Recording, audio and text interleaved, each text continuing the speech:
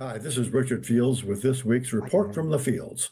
On April Fool's Day of 2024, a $20 minimum per hour minimum wage went into effect for fast food workers in California. So, who got pranked on April Fool's Day a couple of years ago? First and foremost, the approximately 18,000 workers who lost their fast food jobs. Secondly, consumers who are paying more for their Big Macs. How do we know this? A paper called Did California's Fast Food Minimum Wage Reduce Employment by Jeffrey Clemens, Olivia Edwards, and Jonathan Meers looked at the empirical data.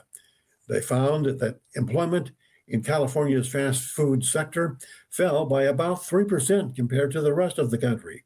That translates into that 18,000 less people employed in fast food. The economic maxim that higher prices lead to lower demand is supported by the empirical evidence in California.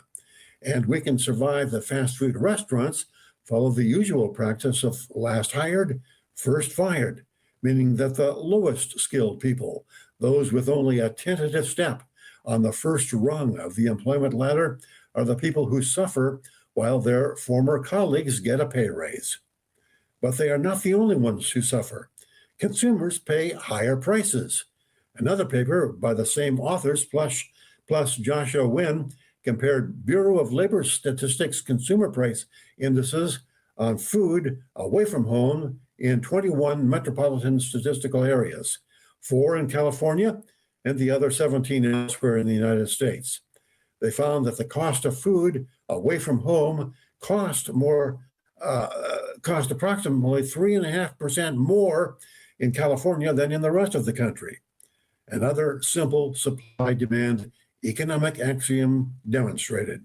Prices for burgers went up, people ate less of them. What we're looking at ultimately is the danger of politicians trying to help people. Helping one constituency through politically messing with markets necessarily hurts other constituency. The California fast food minimum wage increase helped the minimum wage workers lucky enough to keep their jobs by a little bit. It hurt the workers who lost their jobs a lot. It also hurt people who had to pay a little more for their fast food a little bit.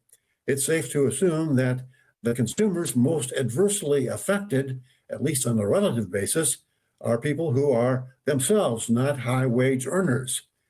But the political axiom that helping a large constituency earns votes if the people paying for that help only pay a little bit more is once again demonstrated.